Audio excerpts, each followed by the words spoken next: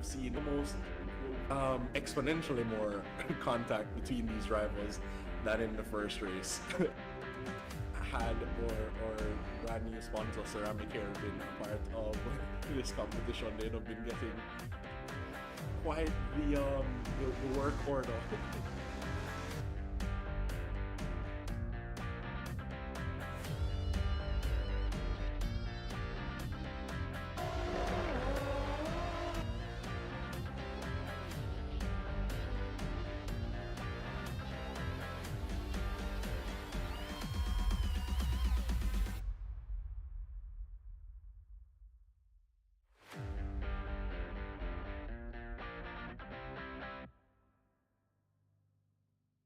You've seen almost exponentially more contact between these rivals than in the first race.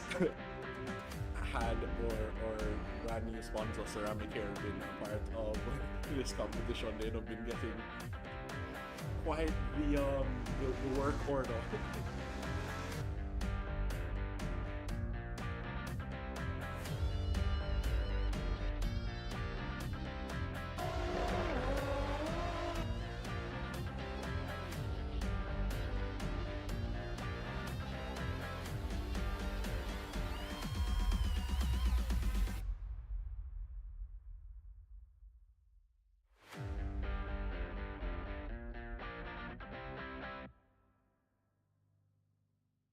You've seen almost exponentially more contact between these rivals than in the first race.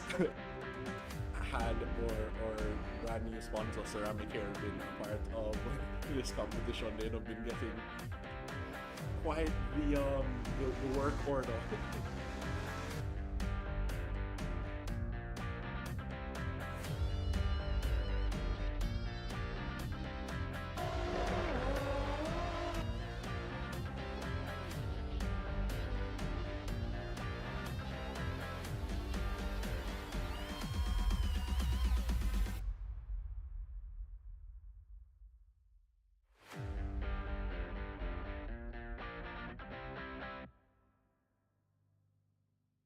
You've seen almost exponentially more contact between these rivals than in the first race.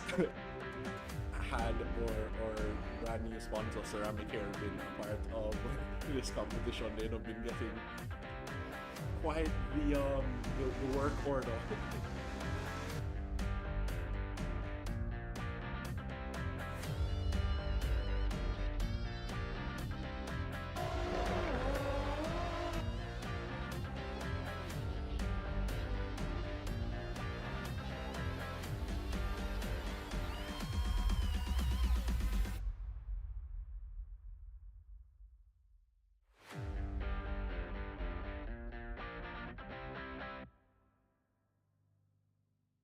You've seen almost exponentially more contact between these rivals than in the first race.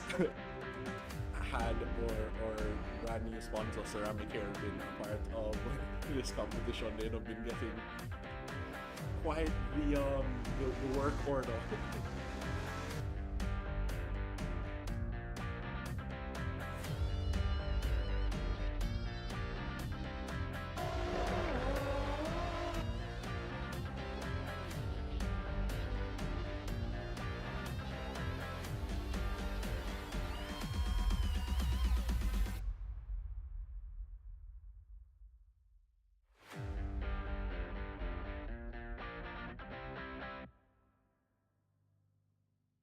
You've seen almost exponentially more contact between these rivals than in the first race.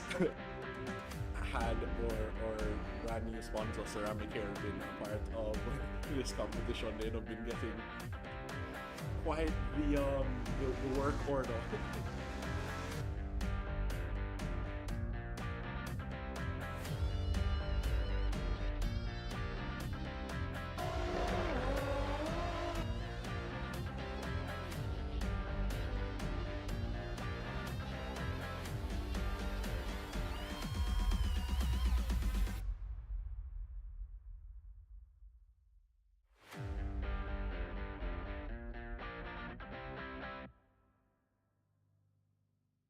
you've seen almost exponentially more contact between these rivals than in the first race.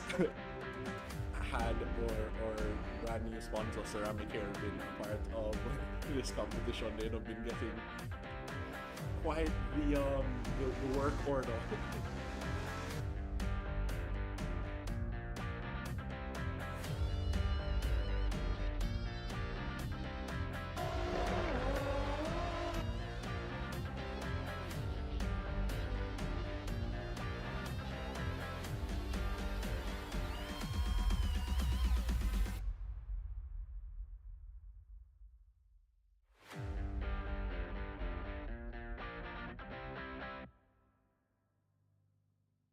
You've seen almost exponentially more contact between these rivals than in the first race.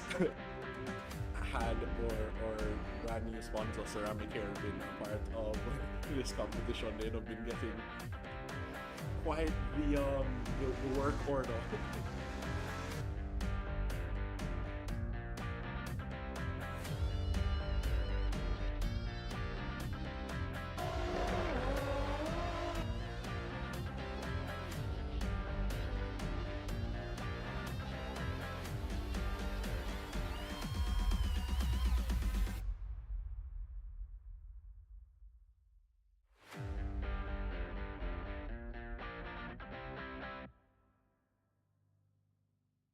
You've seen almost exponentially more contact between these rivals than in the first race. Had or brand new sponsor Ceramic Hair been a part of this competition, they'd have been getting quite the work order.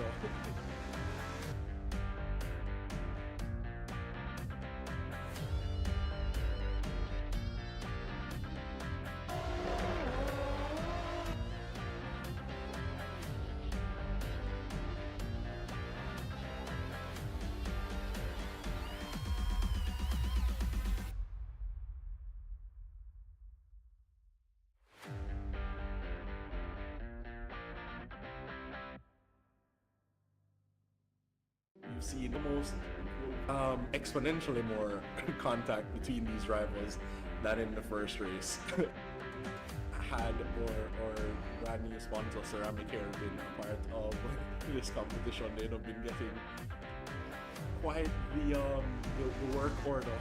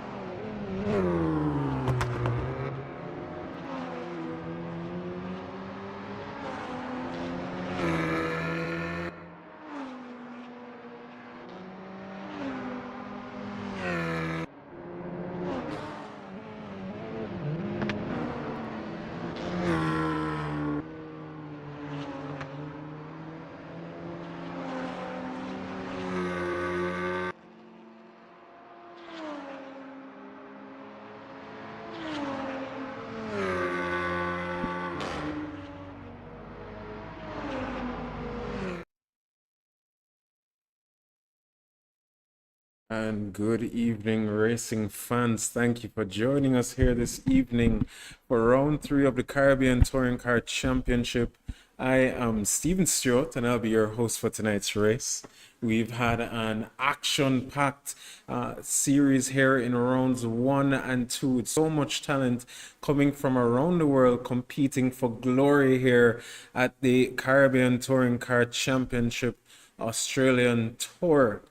This evening, we will be visiting the Sydney Motorsports Park, also known as Eastern Creek, a premier racing circuit located in Eastern Creek, New South Wales, Australia. The track is 3.93 kilometers, 2.44 miles long, if my maths is correct, and features 11 turns, offering a mix of high-speed straights and some very technical corners that will require the drivers to employ some techniques to extract the most out of the cars or their cars. This evening, trail braking is a must and will be heavy here this evening. We will take a quick look at the overall format of this track this evening, but nonetheless, we'll just go over quickly the race format, which will be a 15-minute qualifying session that starts in under 12 minutes. followed by two 20-minute sprint races plus one lap. And we will have the second race being a reverse grid with the top 10 being reversed. We do have a few more drivers to come. We have a few new names here and some returning names. If you weren't here last week, you should see a very familiar face, the Swiss man himself, Mr. Roger Kello. They're sitting comfortably in P5 now in the pits, but happy to have him back. Mr. Kyle Barrett there in P10, new to the JSRA. Very excited to see what he can do here this afternoon, this evening, let me say. But nonetheless, we can take a quick look at the track. As we see here, Mr. Michael Charles in that Hyundai typically want to leave practice up until the last half an hour before the race session begins. So happy nonetheless to see him on track. But well, let's see if we can find somebody who can just walk through the track with, as we are on board with Nathan Brown, not the fastest on track at the moment, but nonetheless, let's see who we can fall right on board with. All right, well, we'll just stick along with Mr. Kimani Eastman here, our in-house livery designer here in his own designed theme Hyundai, as he heads down Brabham Straight into turn one, a fast sweeping left-hander where entry speed is critical. As we see Kyle Barrett there rejoining, drivers will be trail braking here to help with rotating that car as best as possible as he leads up into turn two, now leaving turn two on his way up into turn three. A fast right-hander, actually a very good place that we may see some overtaking happening this evening. A very short run down into turn four, then into turn five here, coming on this slight downhill, fast left-hander, and he will have a run up to turn six. Now turn six is going to be very interesting this evening because turn six itself has a lot of trail braking is necessary to carry as much speed on the run up to the next two corners, but nonetheless that curb that you did say on the inside line is going to be a challenge for the drivers this evening, as if you hit it at the wrong angle, you may or may not see a car on their rooftop. So definitely something that's going to add a little bit of drama here. We did have a few instances of persons going on two wheels in the TCR Cup a few months ago, so we are very excited to see what will come of the drivers there this afternoon. I am seeing a few gentlemen in the comment in the chats, and Mr. Penley, always happy to see you there, my brother, family from another mother, and Mr. Alec Whitehawk, my church brother or fellow man of God. So always happy to see you guys in the chats. Excited to bore you with my commentary this evening as well, but nonetheless the racing will be more than enough to suffice for any shaky, as they may consider it, commentary. But nonetheless, we do have Mr. Jaden Harrison in P1 at the moment with the fastest time of today. He did use two of his push to passes on that 35.4 run, so definitely expecting to see his time maybe. Well, we know him and Mr. Rohey Robinson are the two sandbaggers of the group, and I'm sure will be enjoying themselves in the latter stages of qualifying, as they tend to find themselves battling it out. Last week was a very good qualifying session, if I do say so myself, with the drivers leaving it down to the last minute, just like in that Formula 4 race at Sebring last Sunday. What a race! If you've been there for the Formula 4 Championship, ladies and gentlemen, you know the action that has been going on. The showcase of talent nonetheless is just impeccable.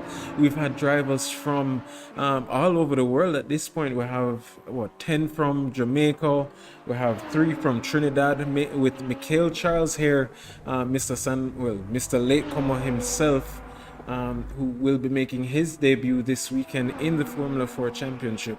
We've had drivers from Ecuador, Japan, Ukraine, Cayman Islands now leading the championship. So if you are enjoying these races, ladies and gentlemen, at this very moment, that is the prime source of racing from us at the moment.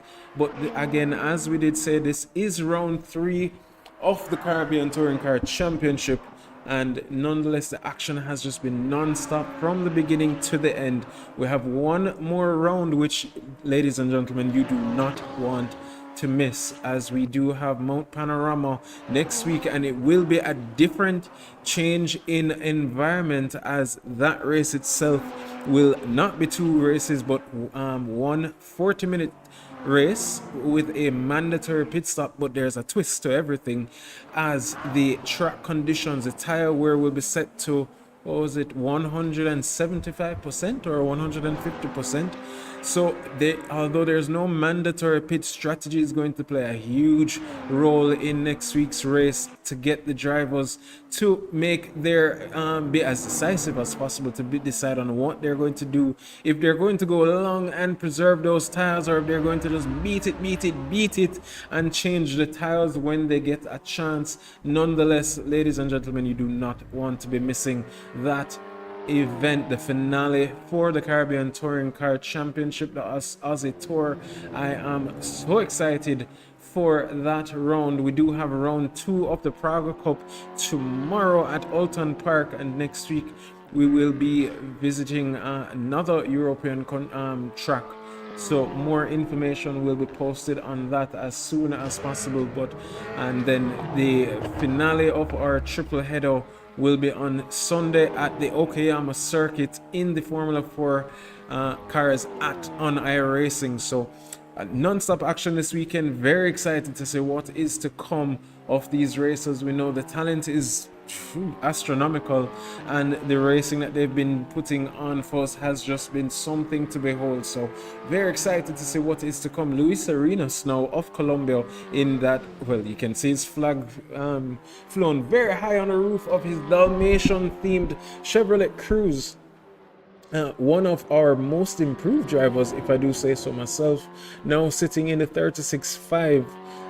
Typically, well, when he just started, he was maybe in the lower part or of the mid-pack, and now has made his way up to the front of the mid-pack, even challenging in last week's series for that podium, that podium position, exactly so, and was doing very well on his run up till the end, with some very unfortunate instances. But nonetheless, ladies and gentlemen, happy to see him here again. Roger Keller is back in action in that Toyota Corolla, and somebody to watch here, somebody who sometimes can be a little bit of a troublemaker, and does like to make that car extremely wide. But always a joy to have Mr. Keller here back in action.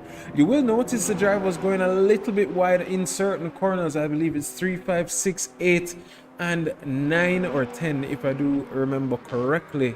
And at those points, if you do notice where the tarmac does get a little bit lighter gray, that is usable track limits, even though it is beyond the yellow line, so they can go as far out as possible, as much as the track will allow once you're on that light gray patch. Or there's some corners with a little green, or somewhere it's just 2 wheels can go off, but it just gives you that extra leeway. As you do see Mr. Keller heading down from turn 1 into turn 2, that very slow sweeping left-hander hairpin corner with the run up to turn 3, a very quick turn 3. You will see a little bit of extra room there on the exit here for drivers to utilize. I do advise it.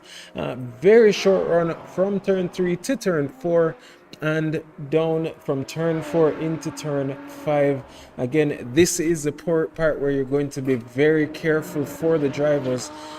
Here right by turn 6 on this little the apex here on the inside, if you hit it wrong, you see how the left hand side of the car did lift slightly. So that is something that these drivers will have to be cognizant of, or they will find themselves on the roof of their car. I'll even post a picture of one of the drivers that we did catch live in action, as they say in Jamaica, skating on the toll, and was found with the roof of the car was definitely parallel to the sky. So something to behold, something to definitely look out for. We see persons checking in from California. We are so happy to have you here visiting us, in Australia but also in Jamaica. Very proud of what we are here and accomplishing with the quality of racers, quality of drivers, and the action that we will see. We have less than almost a minute remaining, and I'm still expecting a few more drivers hopefully to make it. They did say that they were trying to reach in before they start, but we know how life can life, so we will watch for that. But nonetheless, the racing will be absolutely epic nonetheless. As you see, Mr. Ruben Espinosa, they're going a little bit wide there, a little bit too wide, let me say, on the exit of turn 5, heading down into turn 6. But nonetheless, ladies and gentlemen, welcome again to round 3. We are at the Sydney Motorsports Park, and the action is about to ensue. Less than a minute to go until qualifying. If you have not started already, please sit back, relax, and enjoy. Get something to eat, get something to drink, and enjoy the next, let's say, hour of racing to come. I will be your host again, Mr. Stewart, as they call me, DJ Prezi in the chat. That one is new, Mr. Penlet, but as always, very happy to have you on board here, as stressful as you may be on a day-to-day basis. But big up thyself, sir. Ruben Espinosa there setting a 1 minute 36.685. I believe this would be his final run on in the practice session. Mikael Charles as well, ladies and gentlemen, even though he's not finding pace so much here, please be reminded he will be using these as his practice laps. So coming from a 38 to a 37, now to a 36, still high in the 36s, but somebody who does show a lot of race pace more than quali pace. But when he does get a good qualifying session, he is somebody to look out for. But nonetheless, the sandbags will be coming out. Jaden Harrison and Rohir Robinson are the top two at the moment, and the only two in the 35s. Luis Daniel Velez, the president over there of Nova Racing, and a great friend of ours here at the JSRA, somebody who represents in not only in our Friday races but on our Saturday races as well.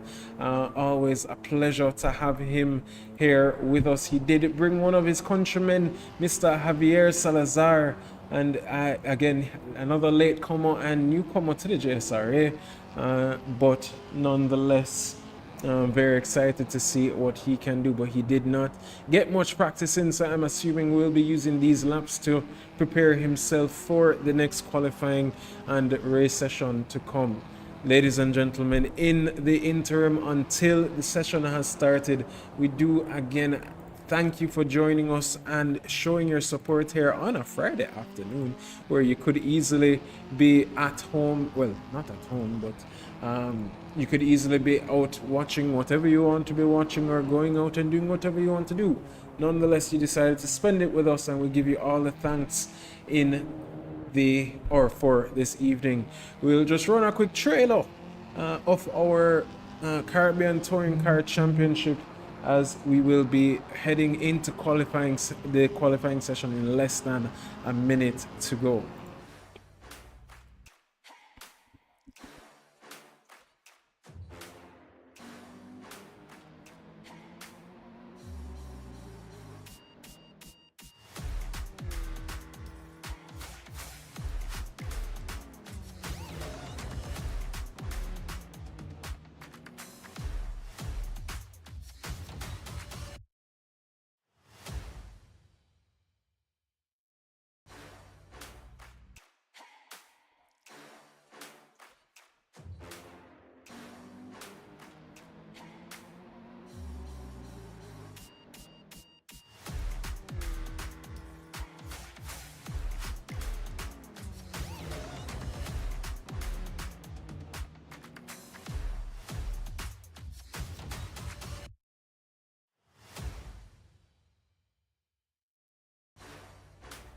seen almost exponentially more contact between these rivals than in the first race.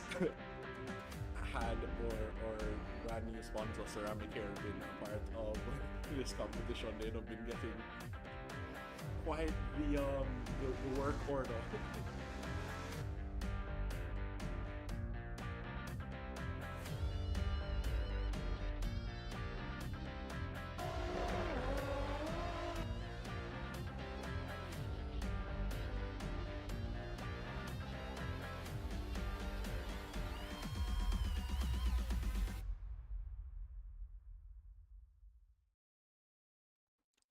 And we are back, and qualifying has just begun. Not even 10 seconds has passed, and these cars are already roaring out of the pits to get in their fastest laps to start their qualifying session. These are not TCR cars, these are touring cars, ones we've denoted the Caribbean touring cars. So still front wheel drive turbocharged cars, but more a touring than a TCR. Nonetheless, we do have Mr. Sandman himself, Mr. Rohey Robinson, already there in out there, ready to get the qualifying session on the way. Not sure why the audio went down just yet, but we should be back now. But yes, nonetheless, Mr. Rohey Robinson will be the first of the 11 drivers here this evening to set an indicative time to show where 12 drivers, I say, where the pole position bar will be set. We do know Rohey Robinson and Jaden Harrison are typically the two faster drivers here, as well as Mr. Daniel Velez, and will be fighting it out for that top 3 step. We are missing a few persons. Tim Stahl there of Germany did tell me that he will not be coming back until he secured the championship in our Saturday series for the Chase for Pay series. So obviously it's very early over there for him right now, and it is very demanding for him to do both races on a Friday and a Saturday, and compete as best as possible. But there goes Mr. Rohey Robinson into turn 1, down to turn 2, has a quick run down to turn 3, that fast right hander up into the very short run up to turns 4, then 5. Here being turn 4 into turn 5. This is Sydney Motorsport Park, ladies and gentlemen. Now again, coming out of turn 5, you want to exit and carry as much speed, so you will see them utilizing that light gray area as best as possible to get as wide of an entry.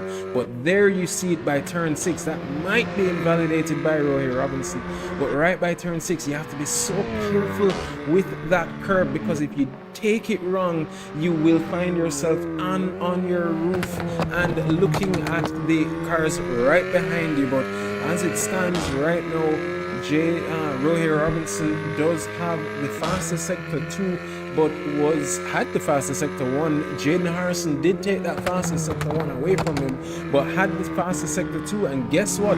Mikhail Charles of Trinidad, we did say it, he is very quick, especially when he gets behind the track as well as the car. Mikhail Charles now with the fastest sector 2. Jaden Harrison barely being able to, barely missing it, let me say. But there goes Rohey Robinson with a 35.511. Mikhail Charles now had a horrendous, almost a second, 5/10 off of Mr. Robinson there in the final sector. But Jaden Harrison now, who looks to be on the fastest lap now, should be able to take that pole position away, and does by less than a 10th from Rohey Robinson. So Mikhail Charles there definitely needing to find that pace in that final corner, and that is where he will have a majority of his issues here. I think that's the only part where he needs to get behind. But as it stands, Jaden Harrison in P1 with a 135.479. Rohey Robinson 4.511. Luis Arenas is coming along now with a 36 flat. So that is his PB of this afternoon. And we'll be watching him. Kyle Barrett now on his just finished his out lap. So we'll be on his first flying off this afternoon, this evening. So was he sandbagging or was his true pace? Only time will tell. Nicholas Donald now is on his way to set his first lap, it seems, unless it seems that lap was invalid, so we'll be starting his next hot lap now. Next person up it seems to be... who is it? Mr. Ruben Espinosa, again setting his lap time to see where he can put that car in. Jaden Harrison now was only 3 thousandths down on the personal best and fastest sector 1, and was a full 10th up in sector 2, as he does get a very good run there out of the final corner. Will he be able to improve? I am going to expect yes, as he does set a 135.437, so not a huge improvement.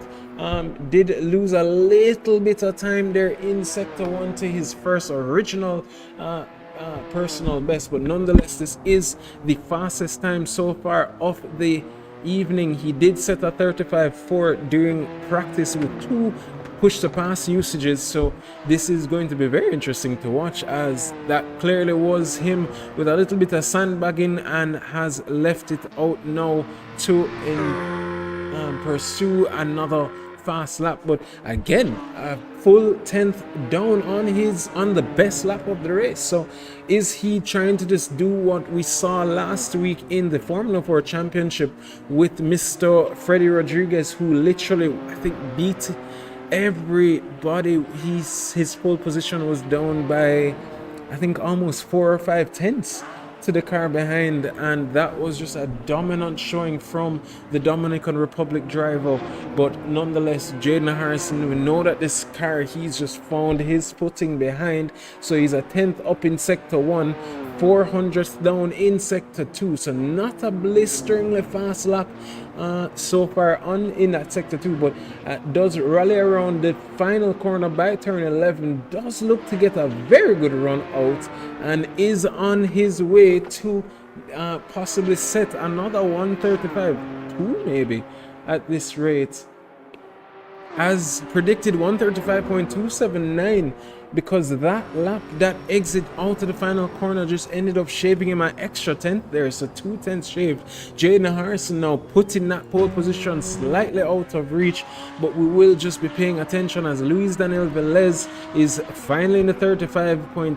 Again, another driver just started practicing and will be trying to make his way down the grid and see how far he can make his way through. But as it stands, Luis Daniel Velez in P3, Mikhail Charles in P4, Luis Arenas in P5, Ruben Espinosa in P6, Kyle Barrett in P7. We did see him in the 38s and 37s, so happy to see him in the low 36s now. So clearly a little bit of sandbagging, and it does show his true pace. Kimani Eastman only a 10th off of him, does not look to be improving as he currently comes around. Nicholas Donald now as well does make his way into the pits as Mr. Rohey Robinson comes around the final corner. Ruben Espinosa right there on the tail of Rohey, trying to get as much of a draft there to pull him around for that final straightaway, but no, does enter into the pits. So it's Rohey Robinson now on the hunt for Jaden Harrison, who is now in the pits and just seems very comfortable with where he is, as Mr. Daniel Velez does improve, but only by a mere few tenths.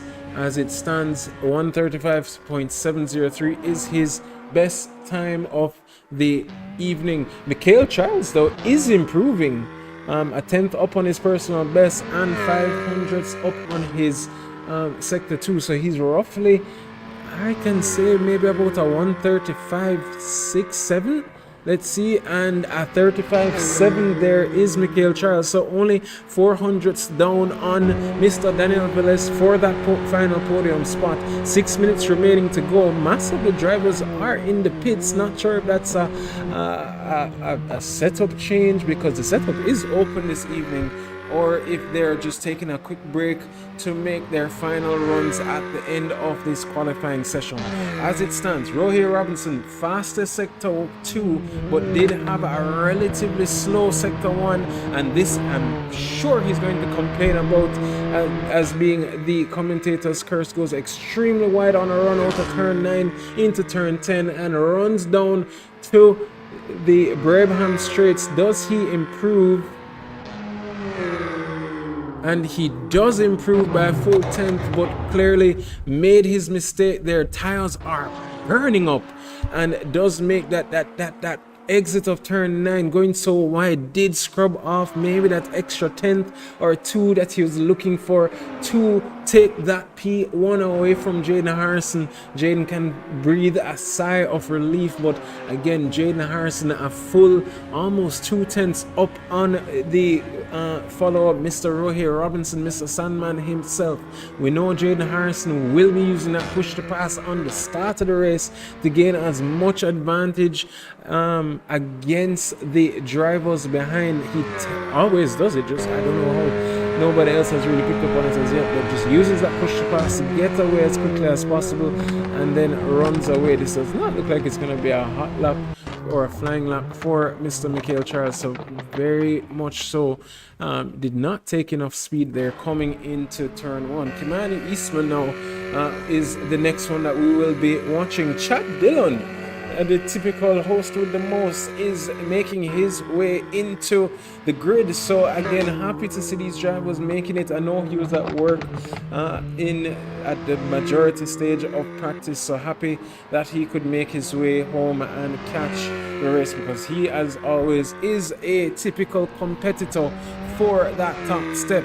Nathan Bryan now comes around, but again, not the fastest lap as he sets a 206.9, so definitely not a lap indicative of what he's trying to accomplish. Rohit Robinson is coming around the final corner down Brabham Straits, and it's him, Michael Charles and Luis Arenas, literally one after the other, just packed behind each other on their way down the Brabham Straits into turn 1. Again, you want to carry as much speed here as you can possibly carry in order to get the best exit into heading into turn 2. So a lot to watch for this evening, ladies and gentlemen. 3 minutes remaining in this qualifying session, and it's only time can tell. Jaden Harrison P1, Rohit Robinson P2. Rohit Robinson did improve on his sector 1, so we will monitor that as he does head into sector 2. We should see his time coming down after he passes by turn 8 on the exit of turn 8. So we will watch to monitor what his sector 2 timing is. What he does look to be on a very quick lap, actually. Let's just take a brief look at Mr. Rohit Robinson, and as we speak, yeah, the commentator's curse at work as always, but did look to be about 4 tenths up on that lap, so unfortunate there for him on that run up by turn, well, heading down out of turn 5. So we will just continue to monitor here. Now for the rest, we have about 2 minutes remaining. Nobody seemingly upgrading their time as we speak. As I look at the live timing, Chad Dillon, now being the latecomer, will be just trying to put in as quick of a time as he can possibly put to see where he can start here this evening. Again, the top 10 will be reversed. The top 10 will be reversed, so we will be watching out for not only the finishing or starting position, but also the finishing position of this of the first race, let's say. So we will continue to monitor and hopefully get some really close and good action here this evening. Ladies and gentlemen, less than 2 minutes to go. to go. I'll give you a break for you to enjoy the sounds of, well, I know many persons don't necessarily love the sound of the 2-liter Honda Civic right here, but we will have the sounds of the individual cars minus the Hyundai with that fart noise that it always has, that so many have enjoyed. But nonetheless, we'll continue to monitor and listen and watch these drivers battle it out. I will try to keep up and see who will be benefiting the most here this evening, so we will just continue to watch as Kyle Barrett makes his way back into the servo, and somebody very excited to see him here on his debut at the JSRA for round 3 of the Caribbean Touring Car Championship here at Sydney Motorsports Park this evening.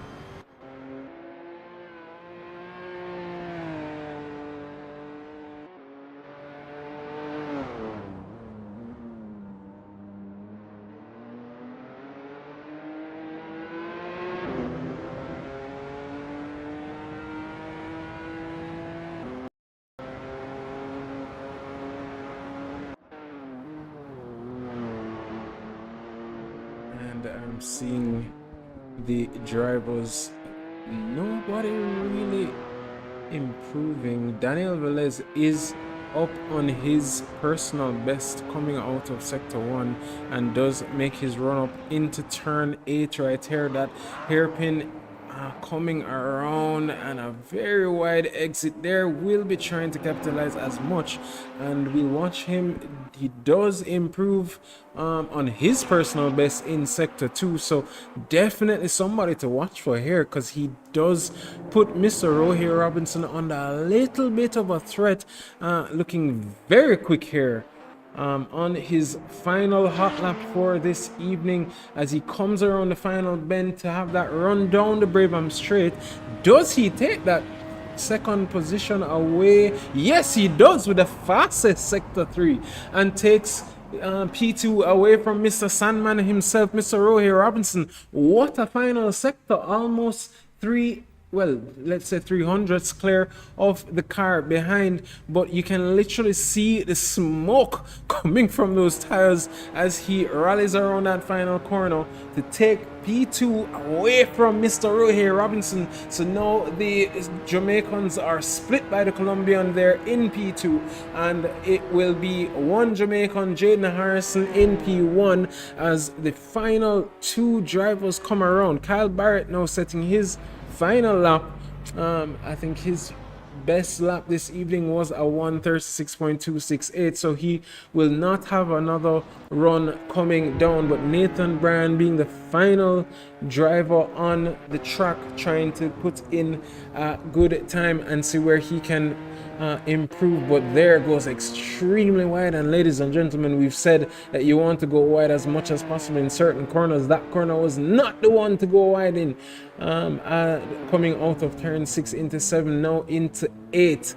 So we'll definitely not, I am highly doubtful that he will be improving here this evening, as you see him kind of just bail out of that lap and will be on his way back to the pits. But nonetheless, ladies and gentlemen, the qualifying session has concluded. Jaden Harrison is now in P1, Daniel Velez in P2, only 2, or let's say 300ths down on P1, and then separated by P3. Mr. Rohit Robinson only a 10th down on the car ahead.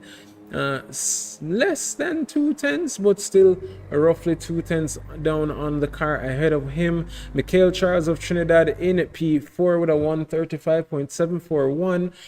Luis Arenas, another Colombian, in P5 with a 136.063. Still hasn't made it into the 35s as yet, but nonetheless, we did see him last week make that trod and make his way down into the faster times at the end of the race.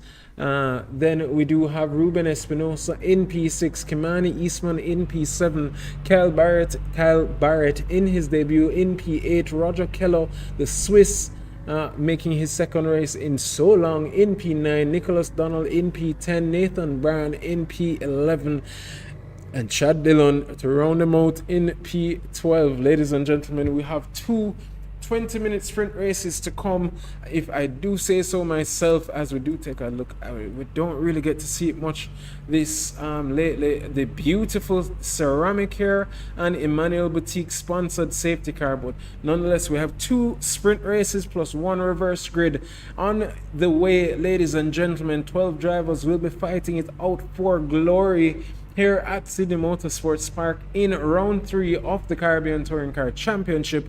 We will see a shootout between these drivers as they will be tackling the 11 corners, 2.44 miles, let's say, of racetrack next ahead of them. Ladies and gentlemen, I cannot wait what is to come.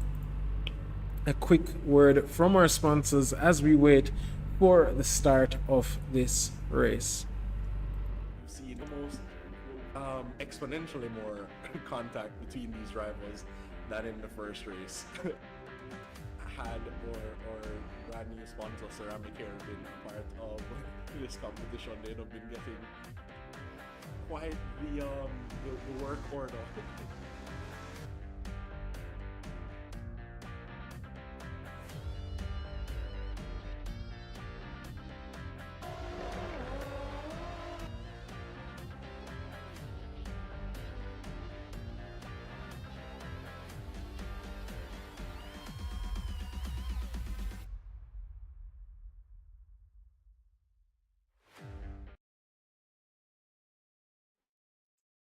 And the drivers have lined up on the grid.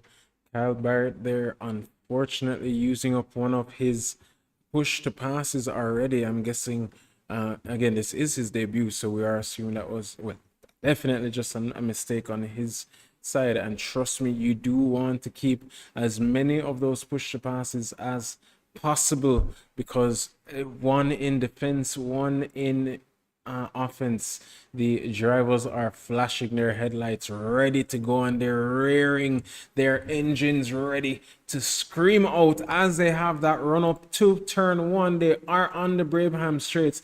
This is the home of Australian Motorsports. They're not by themselves.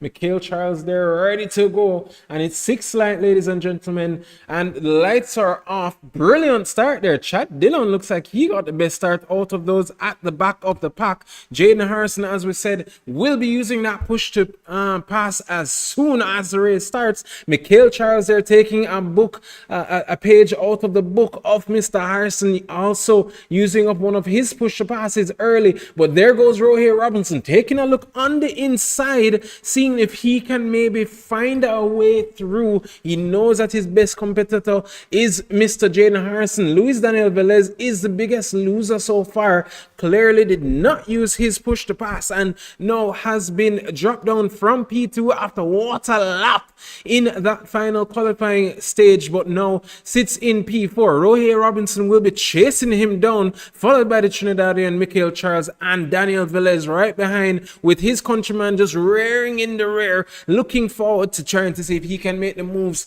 and maybe see if he can get one up on his driver or countryman, let me say. But the times are literally separated by a few tenths here and there. Kimani Eastman as well did lose out. Roger Keller looks like he made a move there early on both Kimani and Kyle, and Chad Dillon there is, as I said, did look to make the best start out of those at the back and made up 2 positions. Nicholas Donald being the biggest loser out of all of them, unfortunately. And there goes Mr. Eastman into the rear of, was that Roger Keller? And the 2 go careening off. Ladies and gentlemen, that was unfortunate. And now Nicholas Donald will be making his way around to see if he can make himself back into the top few driving positions. Not sure where we're missing the audio again. Let me fix that quickly. But nonetheless, ladies and gentlemen, the top 7 are separated by only a few seconds here, as I just fix the audio issues quickly. My apologies there, ladies and gentlemen, but nonetheless, we are excited to see as Mr. Charles there just putting the pressure there on Mr. Rohir Robinson of Jamaica. So Trinidad is now hunting, Colombia right behind him. Luis Daniel Velez there getting a stop and go, 10 seconds for speeding. So again, we saw this happen to him last week. It's just there's some issue there. Not sure why, but he does go extremely wide. So this is his race undone almost immediately. Only 3 minutes remaining in this race. So as it stands, Jaden Harrison in P1, Rohir Robinson in P2, Mikhail Charles in P3. We're not seeing that Max Verstappen-esque of a drive here by Jaden. Typically one to pull away early and just get away from the pack as quickly as possible. He still has both Mikhail Charles and Rohir Robinson, who Mikhail Charles coming out of the final corner by turn 11 gets a slipstream and uses that push to pass to make the move stick there on Rohir Robinson, setting the fastest lap of the race so far with a 135.170. Will be looking to cover off that inside line heading down into turn 2 by the southern loop, and does cover the inside, does try to maintain. So at this moment you will be trying to trail break as best as possible, ladies and gentlemen, to try and maintain as much speed coming out of turn 2 heading into turn 3. Very short run up into turn 4, then turn 5. As they come out of turn 5, you will see a very wide exit here coming out of turn 6 as well, and that's just to capitalize and maintain as much speed as possible. As you can see, Mr. Rohir Robinson there trying to keep up as much speed, takes a look on the inside, but again, turn 6, have to be careful there, especially using the curb. I am very much so expecting to see a car on 2 wheels at some point, hopefully not on their rooftop only. I mean, unless you guys want to see that kind of action, but nonetheless, we wish none of that on any of the drivers.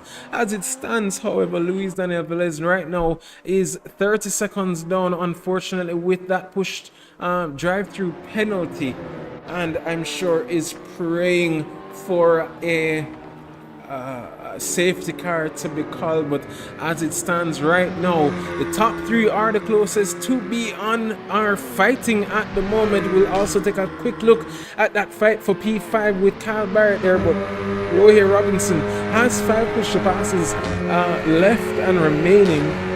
So obviously we'll be strategizing those to be used on the later stages. But there goes Kyle Barrett using his last push to pass. This is his debut. He's heading down into turn 2 and trying to capitalize, keep as much speed going down into that very slow hairpin corner, and we'll be trying to stick in that slipstream of Mr. Luis Arenas. But Luis has 5 push to passes to go. Chad Dillon there is the best of the rest there behind, moving from the back of the pack, only getting maybe 2 laps of qualifying in, has made his way up into P7. So we will be monitoring his progress as he's only 2 seconds away from this fight. But Kyle Barrett there putting the pressure there on Mr. Luis Arenas on the run up to turn 6. Again, this is the part where you see the car lift there slightly, and you see he has to slightly back out, and that is where the drama is going to come. So on the run up now into turn 8, out of turn 7, Chad Dillon there in the rear view does come around and makes that move. I did say he's not far from the action, so we'll be definitely looking to capitalize. He knows he has the pace, now only a second away from the Colombian ahead. These two did find themselves in a little meeting in the first round here at Phillip Island. Phillip Island was round 2, my apologies, but in round 1 did find themselves in a little tussle there and ended up making a huge oopsie. But as it stands, he's now 8 tenths down. But guess what, ladies and gentlemen, Rohir Robinson now making the move stick on Mikhail Charles. Mikhail Charles still hugging that inside line, has to leave room for the Trinidadian. So Mikhail Charles lives to fight another day on the lead up to turn 3, and again that very short run to turn 4 then 5 will be another place where you have to just position that car, force a mistake, especially on the run up to turn 6, that wide entry here. Capitalize, maintain that speed, get as much as you can possibly get. You will see them going as wide as they can. And again, right here, this is the moment, this is the part. You see the lack of curbing there for Mr. Michael Charles, but nonetheless you did see Mr. Rohey Robinson there on 2 wheels. So again, you will see them pushing, especially right by turn 6, but you have to be so careful. But nonetheless, it brings no joy to my heart to see that Mr. Barrett now on his debut did get a drive-through penalty for speeding. Again, that looks like a glitch. I wish we could delete those penalties, but unfortunately does not look like we will be able. Well, he will have to take that or he will be disqualified by the servo. Ruben Espinosa there is not falling too far, however. He's still very much so on the hunt there for that final podium position. So any mistakes by the top 3 ahead does put him in prime position, as we see both Mr. Luis Arenas and Chad Dillon there. Luis is setting 2/10 up on Mr. Dillon behind him.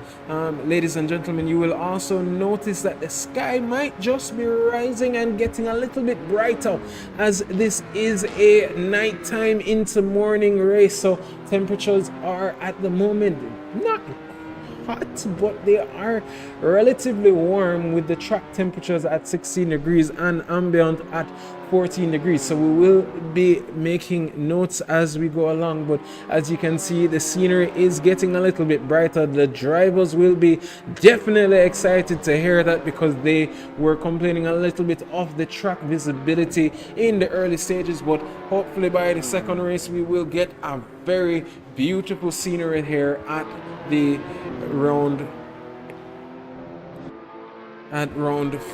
3 of the Caribbean Touring Car Championship. There goes Rohey Robinson there, and as we said, if the top 3 made a mistake, then Ruben Espinosa would definitely be in the prime position. But not just losing P3, the fact that we were just watching, Chad Dillon and Luis Arenas are now on the rear tail of Mr. Rohey Robinson. Not sure what happened there. And as we said, Luis Arenas taking a very wide entry there into turn 9 there into turn 10, but they are now on the Brabham Straight. Ruben Espinosa just using up one of his push to passes and clearly just saying, let me get away as quickly as possible, and does set his fastest lap overall with a 1:35.923, something that he did not see in the early stages of this race. But nonetheless, it seems as if Mr. Velez there of Noble Racing Colombia is unable to take his stop and go penalty, which again is a glitch of the track, I'm assuming. So very unfortunate there. I'm so sorry to not see you continue, bro. Starting in P2 and then losing out in the initial stages by that push to pass and slight bullying by the Trinidadian and Jamaican. But unfortunate there for Daniel Velez. Hopefully we'll see him in the reverse grid, but even at that, as that stands, he would be starting in 12th and not on the top step of the podium, as the reverse grid is it's only the top 10 to be reversed. But as it stands, Michael Charles 4 seconds off of Jaden Harrison. Jaden Harrison now pulling that gap to the cars behind with a 4.5 second gap. So clearly heard me saying he's not pulling a Max Verstappen-esque of a run, and definitely trying to use this as his opportunity. There goes Luis Arenas again though on the exit of turn 10 into turn 11 here, taking a very wide entry. That might, the drivers are allowed 5 track cuts, so he has to be careful, especially leading into the final 10 minutes of this race. We do have 8 minutes, but there is plus 1 lap, and with a 1.5 to go per lap, it just depends on where the leader passes that finishing line. But third place separated from second by only 1.5 seconds. Ruben Espinosa now on his hunt to see if he can maybe hope for a mistake or something of the sort to kind of bring him back into the mix. Cal Barrett there getting a drive-through penalty for speeding, and I'm not sure if he will be going through the same issues as did Mr. Daniel Velez. Again, sorry to see you missing in action this evening, Dan, but and there he goes. Cal Barrett has disconnected from the server, so on his debut does finish with a DNF to his record, but nonetheless the action is still very much so underway. Nicholas Donald now is hoping that he can even catch up, but as it stands he would be starting that second race on pole position. Chad Dillon now on the hunt for P5, and Luis Arenas now falling a little bit off of Rohey Robinson, but we do know Rohey does have the pace, so we will watch the monitor and see what happens of that. Rohey now using up one of his push to passes, maybe seeing if he can catch up to that final podium position. But Ruben Espinosa, he has found his race paces after this evening, 3/10 up on the P3 starting Rohey Robinson, so we will monitor that gap as it goes. But Ruben Espinosa is holding his own. Chad Dillon now pushing with his personal best with a 136.1. We did see these two finding themselves together in round one, so we will watch and continue to monitor. But as they head up into turn 3, Chad Dillon now just putting that pressure, just trying to stick there in the eyesight of Mr. Arenas there. Again, Luis, one of the more improved drivers here, so we will watch his defense on this run up, but somebody definitely to keep our eyes on in the closing stages. This is the closest battle as it stands to the or on the grid at the moment. Turn 6, I am very excited to see two-wheelers enjoying that corner and seeing where the pressure can be put, and if we can force a mistake by any of the drivers ahead. 4/10 is the gap from Chad Dillon to Luis Arenas. Ladies and gentlemen, what a start to the race. Again, this is just an example of what kind of racing we do see here at the JSRA, and there it goes again. That was a corner that Luis just keeps messing up at, just could not get a good run there and always gets a very wide exit. But there goes Chad Dillon now to make his move forward. Ruben Espinosa now has pulled that gap to underneath a second, so clearly heard us talking and saying, no, I'm bored here, let me see if I can mount an attack on the car ahead, Mr. Mikhail Charles of Trinidad and Tobago. So now the gap has closed down to 1 second or slightly under a second. Both have 2 push to passes to remaining. One will be using it in defense, one will be using it in offense. There goes Mikhail Charles again, going extremely wide there on the exit of turn 5, heading down into turn 6. So maybe feeling the pressure there a little bit by Ruben Espinosa, but as it stands, this may very well, and I hope this is not the commentator's curse, but this may very well be Mr. Espinosa's best finishing position of his tenure here at the JSRA. So I'm hoping not to put any bad luck there, but definitely exciting to watch him in the closing stages. We have 4 minutes remaining plus 1 lap. That would give us roughly maybe about 5 to 6 laps, depending on how or where Mr. Harrison, who clearly going for that fastest lap attempt now, uses up one of his push to passes there and sets, wow, the fastest lap, not of the day, not of the session, but of the week, and overall with a 134.8, being the only driver now to see the 134. So he did see Rohey Robinson there with a 135.5 and said, no sirree, this is my pole position, I am the Max Verstappen of the JSRA, and then sets that fastest lap with a 134.8. But nonetheless, we'll keep monitoring this fight. The pace of Mr. Espinosa here is blistering, so it's as if he just got faster and faster as the racing ensued. And guess what? Chad Dillon now is, well, I wouldn't say, let's see what Chad can do, but Rohey Robinson is catching up to the cars in front. 3/10 is the gap between Ruben and Mikhail, which would just be perfect for Mr. Rohey Robinson to try and catch back up. So now is the cool head composure that is necessary for him to be able to mount that attack in the final stages.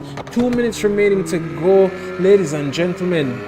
At this point, 5/10 is the gap, and we will continue to monitor that. But nonetheless, let's just watch quickly as Mr. Eastman there has found himself on the rear end of that Chevrolet Cruze. So we'll be seeing if he can even mount an attack and put a little bit of pressure there on the Colombian Luis Arenas. But we will stick along with this fight as they head down the Brabham Straight, heading into turn 1. We know Mikhail Charles is a genie with defense and will be trying to cover that inside line for any late dives. So we will continue to monitor as Mikhail Charles has that charging Honda Civic there on the rear. We see him shift to the left, and neither of the drivers have used a push to pass there, so we'll be definitely using these in defense and offense, but both drivers being as strategic as possible on the run up into turn 4.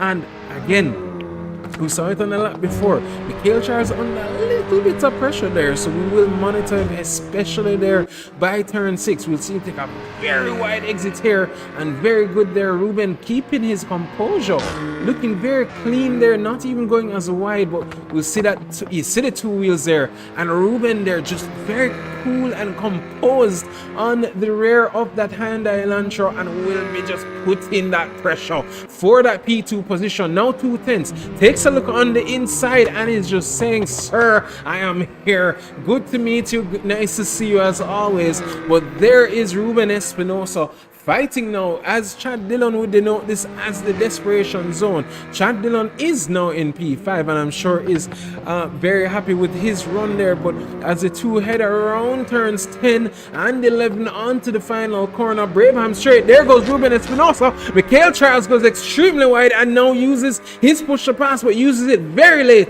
Ruben Espinosa now takes P2 and will definitely be covering that inside line there and try to protect both drivers using that push to pass. One was in offense, one there did try to use it in defense, but unfortunate there, did not be able to make it stick, and there goes a late dive there. We did see something similar with Mr. Davil Park there on Mr. Davil on Mr. Mikhail Charles there in, it was Melbourne in round 1, my apologies. And at Albert Park, it was a late minute move, and there goes Mikhail Charles on the inside. He clearly learned a lesson there from from Davil Park there in round 1 and replicated that move to perfection, taking back P2 position.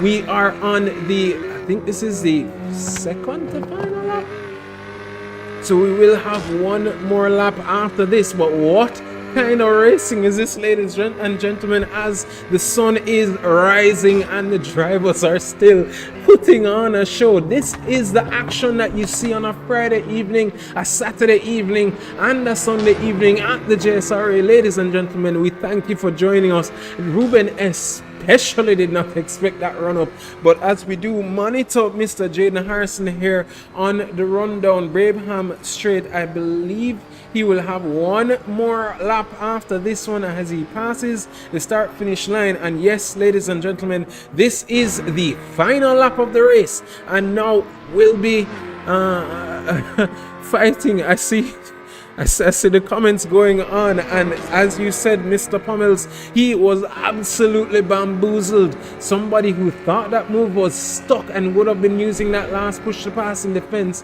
now has to push in attempts to see if he can catch back up to the cars ahead. But again, ladies and gentlemen, what a move there by Mr. Mikhail Charles there of Trinidad and Tobago to make that move stick, and is now holding on for dear life.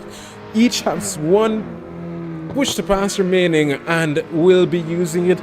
One in hopes to pressure, and 2 in hopes to defend against that run. But 4/10 is the gap. Deville Park now, who we did mention earlier, unfortunately missed the first race, is making his way, clearly saw the action and has said, hey Mr. Charles, you used my move against somebody else, let me come back and see if I can put the pressure back on you. So as it stands, the fight is on. 4/10 is the gap, and I'm assuming we will see that last push to pass being used right on the Braveham Straits, hoping Ruben Espinosa will be trying his best to get the greatest run of his tenure here this evening. But as it stands, Mr. Jaden Harrison again, top step finisher, Mr. Max Verstappen, or Jaden Verstappen himself, comes across the finish line to finish in P1. Ruben Espinosa does not look like he'll have the pace to catch and comes around in P3. P2 is Mikhail Charles. Ruben Espinosa in P3, Rohey Robinson in P4, Chad Dillon with a run from last place all the way up to P5 in P5, P6 is Luis Arenas, and there goes Roger Keller trying his best to see if he can maybe put the pressure here on Kimani Eastman, but unfortunate there for him, does not make that move stick. Ladies and gentlemen, what a race. I feel out of breath, but there goes Jaden Harrison to finish that race. Mikhail Charles there with, as it stands, the overtake of the day. We will definitely be clipping that and posting it to our social media on Instagram at JSRA Official. So ladies and gentlemen, if there's another move that you've seen, that move with Ruben on Mikhail was also a move to behold. So we will definitely be looking for a vote for overtake of the day. I think that's something that we need to start implementing. But nonetheless, ladies and gentlemen, we will have that reverse grid. We'll have that reverse grid starting right after this race. We'll ask the top 3 to make their way to the podium steps to take a quick picture.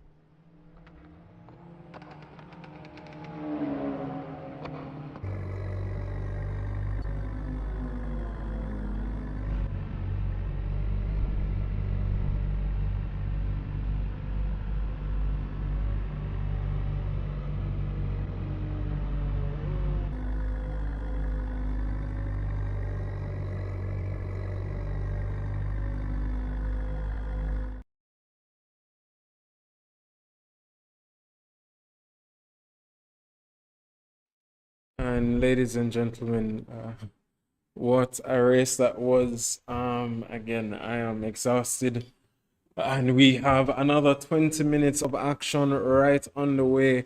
I am loving what I'm seeing in the commentary booth with the not commentary, the comments room, let's call it, with the fights that were going on. What a battle there between Mikhail and Ruben Espinosa. So that fight will not end here, hopefully, as the reverse grid is on the way for the next 20 minutes. So as it stands, Nicholas Donald will be on pole. Nathan Brown, unfortunately, not on his steering wheel, on his controller for the time being, will be starting in P2. Roger Keller in P3. Kimani Eastman in P4. Luis Arenas in P5. Chad Dillon in P6. Rohey Robinson in P7. Ruben Espinosa with the best finishing result of his tenure here at the JSRA. What a battle between him and Mr. Charles, but they will be starting in 8th and ninth for Michael Charles, and Jaden Harrison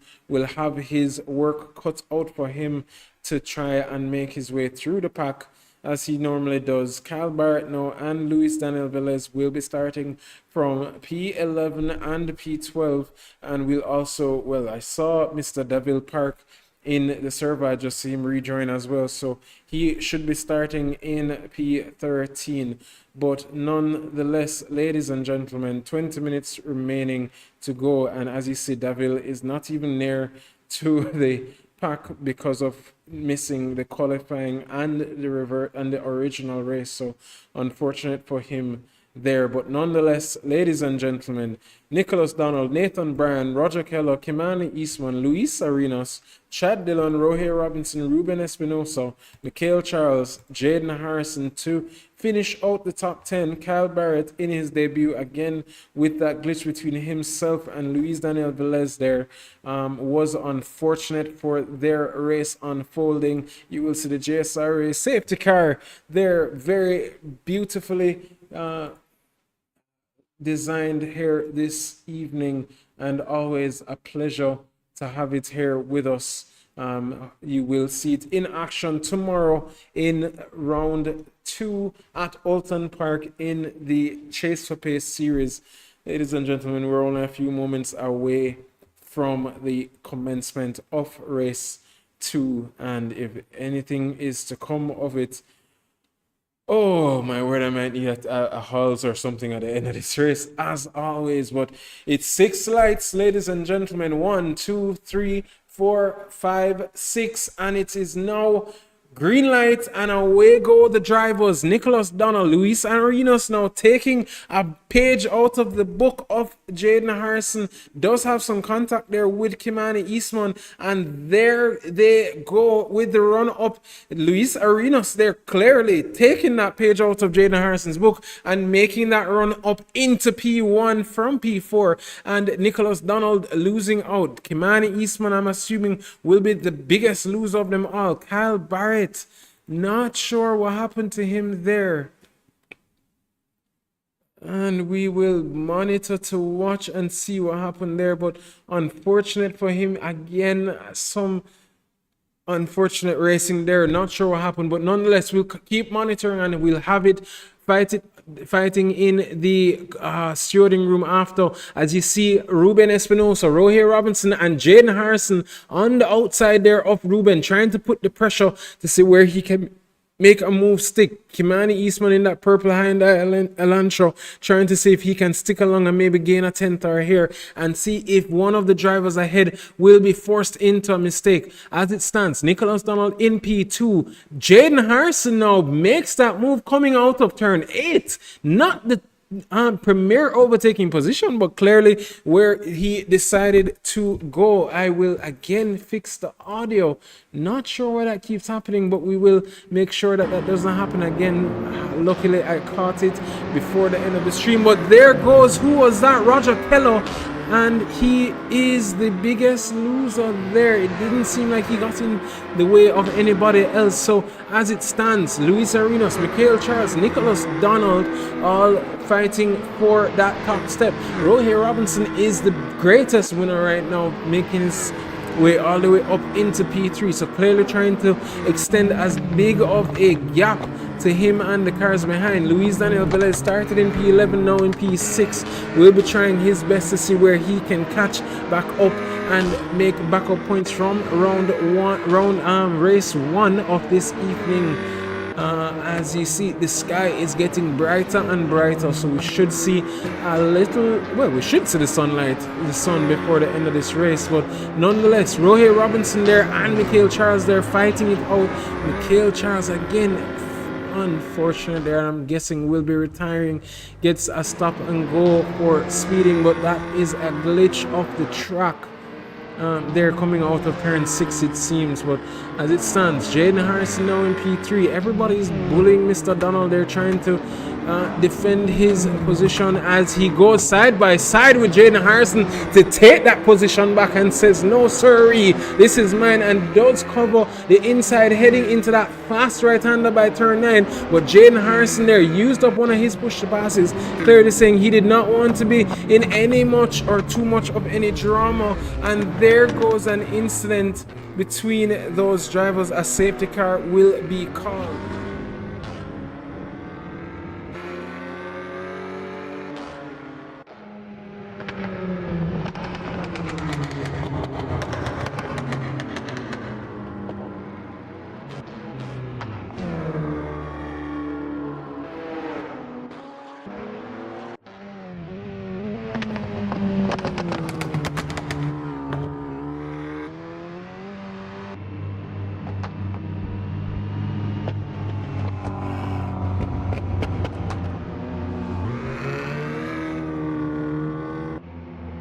And ladies and gentlemen, we have a safety car called as there was a collision with 3 or more vehicles, so the cars drivers will be trying to catch back up to the leader. So as it stands, the racing has been brought to 50 kilometers per hour, and we will try and get the final position, Mr. Mikhail Charles, to catch back up to the pack and finish up this safety car. So as it stands, he will be pushing a little bit faster than 50 kilometers. We do have 15 minutes to go, so we will continue to monitor and hope that that can be caught up sooner than later. But once the racing has commenced or resumed, we will get the commentary right back to you.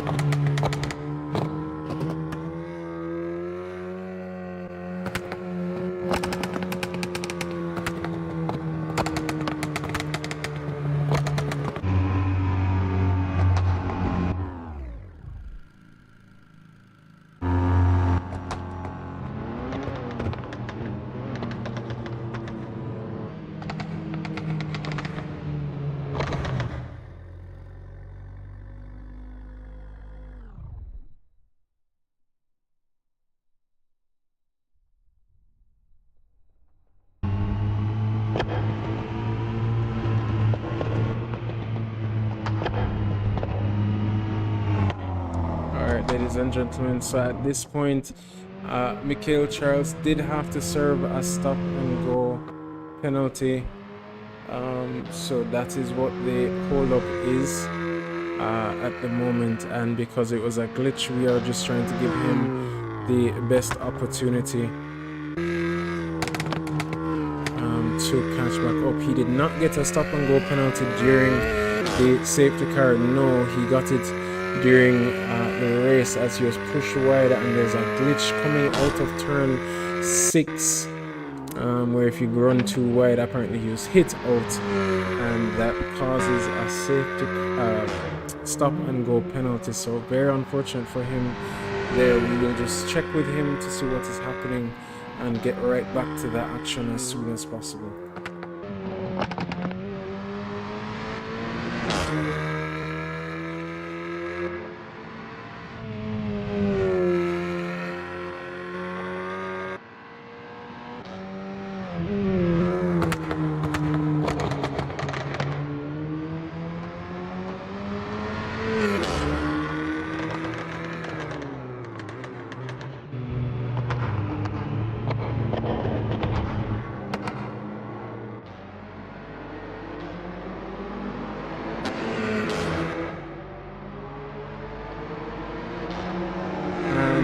and gentlemen, we are back with the action. Unfortunately, there, Mikhail Charles did that stop and go issue would not have been rectified by the end of this race. It was what was happening to Daniel, where he takes a stop and go, but unfortunately would not be able to. He would not accept the stop and go penalty, so he will be retiring from this evening's race. Nonetheless, the action has resumed. The pack has been brought back together, and the top 12 will be fighting it out. Everybody is under about 3 seconds to the leader, so we should definitely have some action here for the final 12 to 13 to 14 minutes of this race to follow. Davil Park now chasing down Nathan Brown. Ruben Espinosa, who was the star of the show, now I'm sure breathing maybe a sigh of relief or feeling a little bit disappointed that his fighting mate of round one, or race one let me say, is now in the pits watching from the commentators booth. So again, very unfortunate there. What's unfortunate is we don't see these penalties until after racing has commenced. We've done all the testing that we could have done, but that still does not help us in the long run. But nonetheless, Jaden Harrison now hounding the rear of that black Hyundai Elantra, driven by Mr. Rohey Robinson, does take the inside line on the run up down Brabham Straight. Jaden does have 3 push to passes remaining. Rohey Robinson has 4. So clearly Rohey Robinson did get a better exit and will be running as far as he can. Luis Arenas now, I'm sure, is just hoping that these two will just hold each other up so that he can build as much of a gap as he can possibly build. And there it goes, is contact. Luis Arenas sent careening there, not sure how, not sure why, but also Ruben Espinosa. So those 2 drivers are the ones losing out there at that juncture of the race.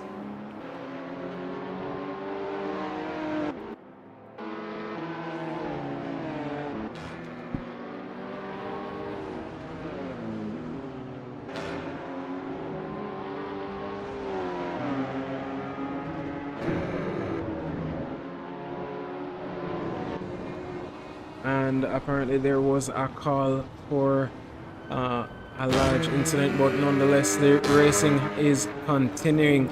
Ladies and gentlemen, there is the gap between Rohey Robinson and Jaden Harrison there. Not sure what happened there for Luis Arenas. Unfortunate for him with the we were watching the rear view of Mr. Rohey Robinson, and all we saw after was just the careening, the spinning Chevrolet Cruze driven by the Colombian just sent a miss. So again, unfortunate there for Mr. Arenas. They're now sitting in P10. Will still, if he can maintain, be leaving with a lot of points here this evening. But nonetheless, Chad Dillon there started in P6, now in P5, and is on the hunt. He has Kimani Eastman in front, as well as Nathan Brand. So this is a good opportunity for all 3 to finish on the podium, hoping that Mr. Daniel Velez doesn't put too much pressure on them, as Kimani Eastman goes around Mr. Nathan Brand. Nathan Brand now having to cover off the charging Jamaican behind him. But guess what?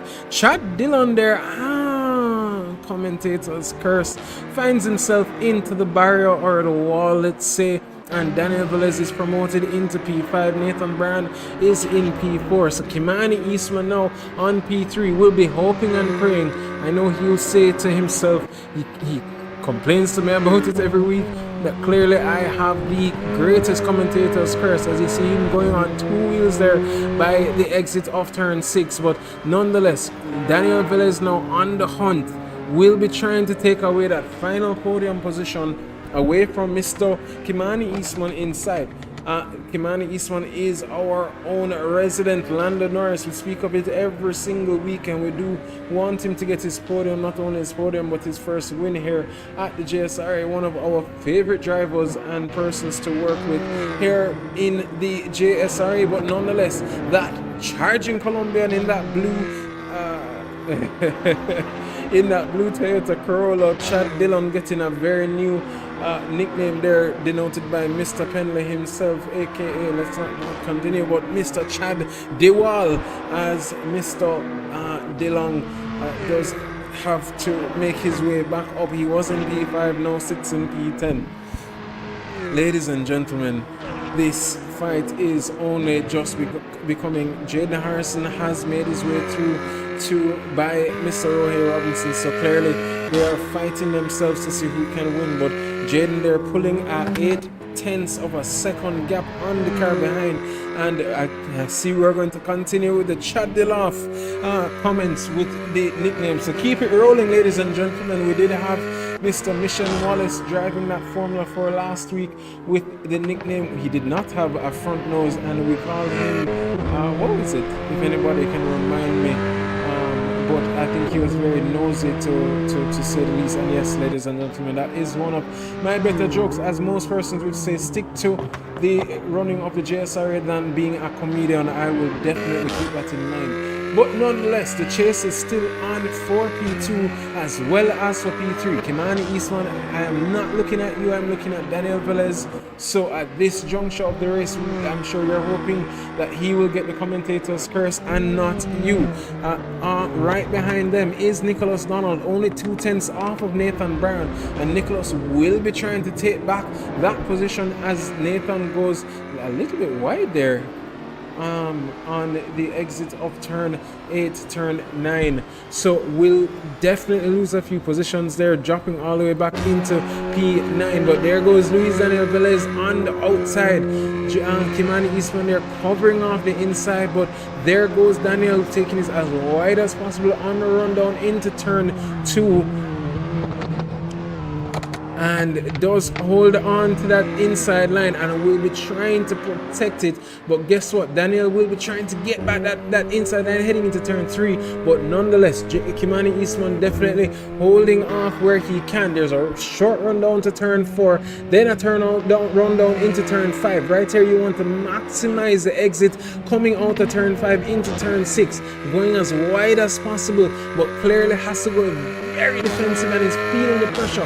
Daniel just poking a nose just to say, hey sir, I'm here, and just make that mistake. Looking very calm, cool and composed there on the run up for that final podium position, and is just trying to put the pressure, force a mistake, not trying to even overtake per se, but just put the move there on Kimani Eastman. But Kimani going defensive again, hugging that inside line, and will try to push Daniel Velez of Columbia Nova Racing as wide as possible, heading into turn 9, now into turn 10. This is where you see a lot of drivers under pressure go extremely wide, and there goes the wideness of Mr. Daniel Velez.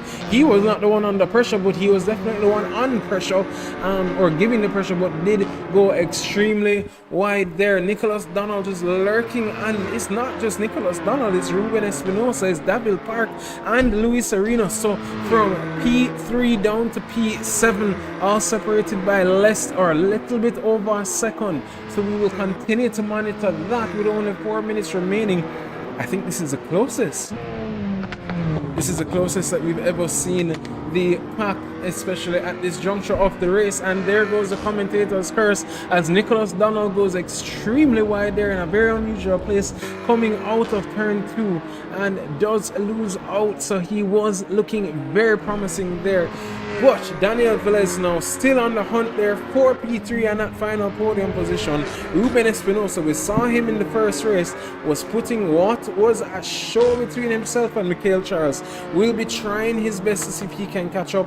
Davil Park there now as well, only 9/10 down. Will be trying his best to see where can he catch back up. The fight between Jaden Harrison and Rohey Robinson is on, ladies and gentlemen. 3.5 minutes remaining, and these drivers are separated by a mere few tenths. These two are the sandbaggers of the championship, the two that will be fighting it out every single race.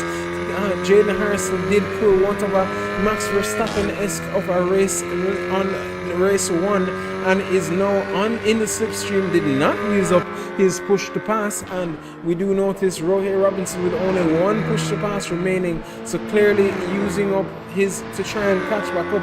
But we'll monitor that soon, as Mr. Daniel Velez again going on the outside there, trying the run up on Mr. Kimani Eastman. Kimani Eastman hugging that inside line. The two are side by side, and we'll take a quick look again. Oh my word, is Mr. Rohit Robinson, and that is his race undone. Daniel Velez now taking P2 from Kimani Eastman, but Kimani Eastman still on the podium and still on the hunt there for P2, not giving it up, tries to look on the inside, goes back on for the outside run, takes that sweeping run into turn 5, or heading down into turn 5 out of turn 4. Again, this is where the pressure is going to be put on.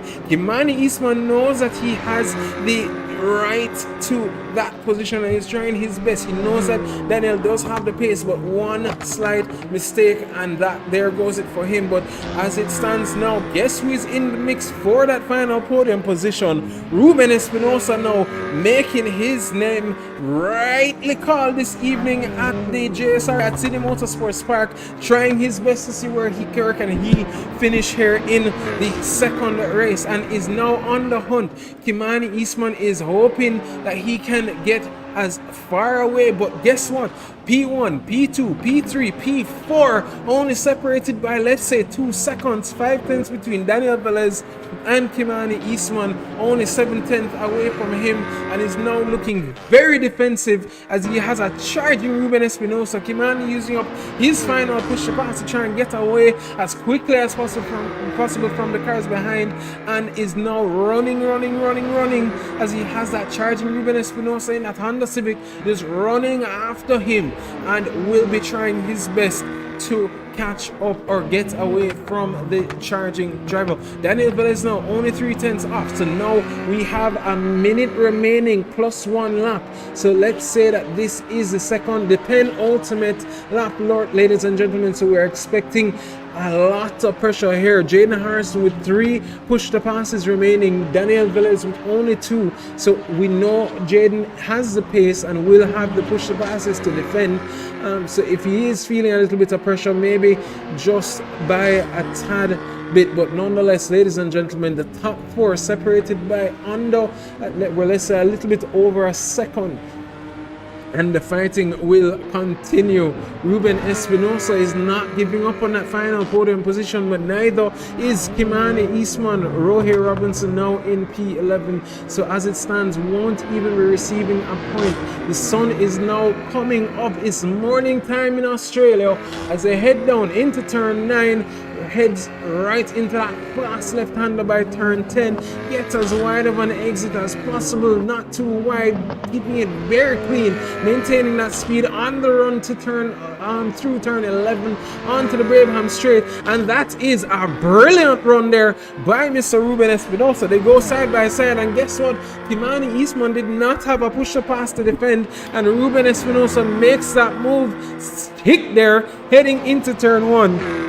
Will Kimani Eastman take a page out of Michael Charles? No. Ruben says, no sirree, not today. I learned the first race, I will not make that mistake again, and covers the inside line to protect from Mr. Eastman there, and the pressure is now on. The final lap, Jaden Harrison has bridged a little gap there between himself and Mr. Daniel Velez. Daniel Velez has bridged a gap as well of a second each to the car behind in P3. Kimani Eastman now in P4, 5/10 off, and Nicholas Donald being the next closest. So we'll take a look at him in a matter of seconds as he's even putting a little bit of the pressure there on Chad Dillon. So we will monitor for the final few stages of this. This is or should be the final lap of the race. Ruben Espinosa has closed that gap and pulled a slight gap to Kimani Eastman. So unless the commentator's curse works, this is absolutely epic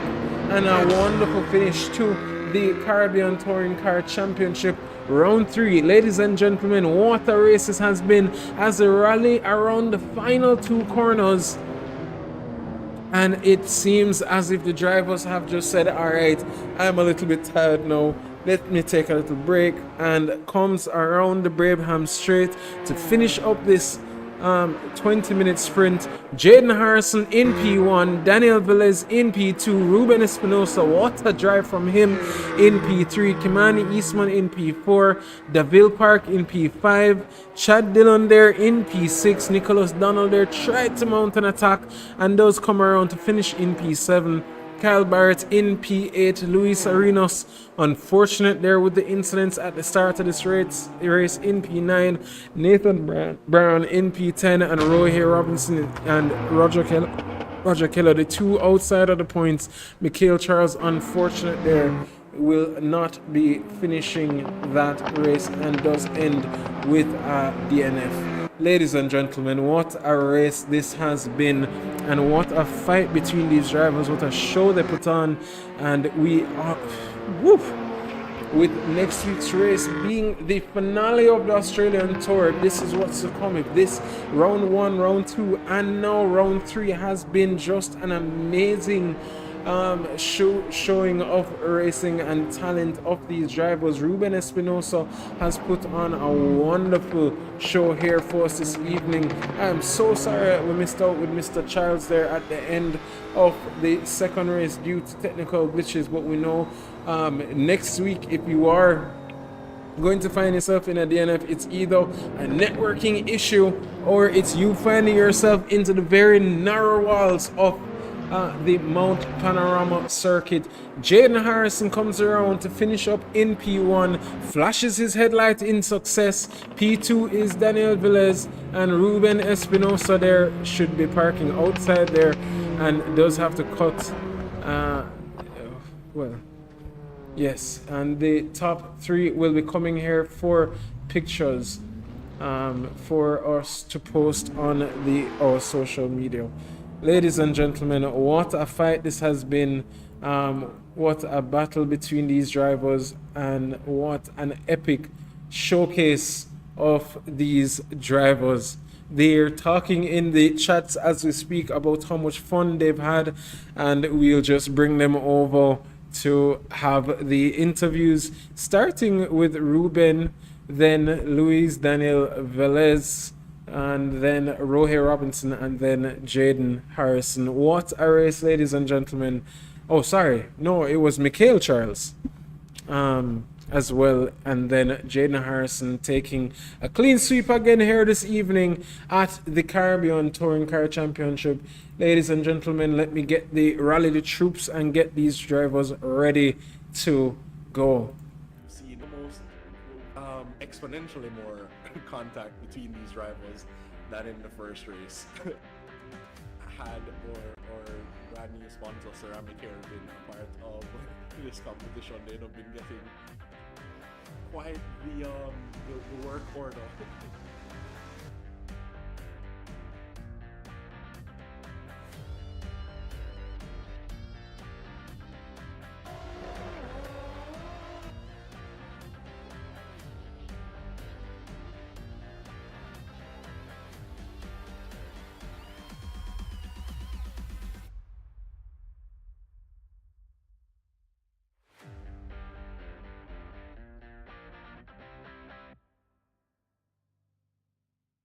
See the most exponentially more contact between these rivals than in the first race. Had or brand new sponsor Ceramic Hair been a part of this competition, they'd have been getting quite the work order.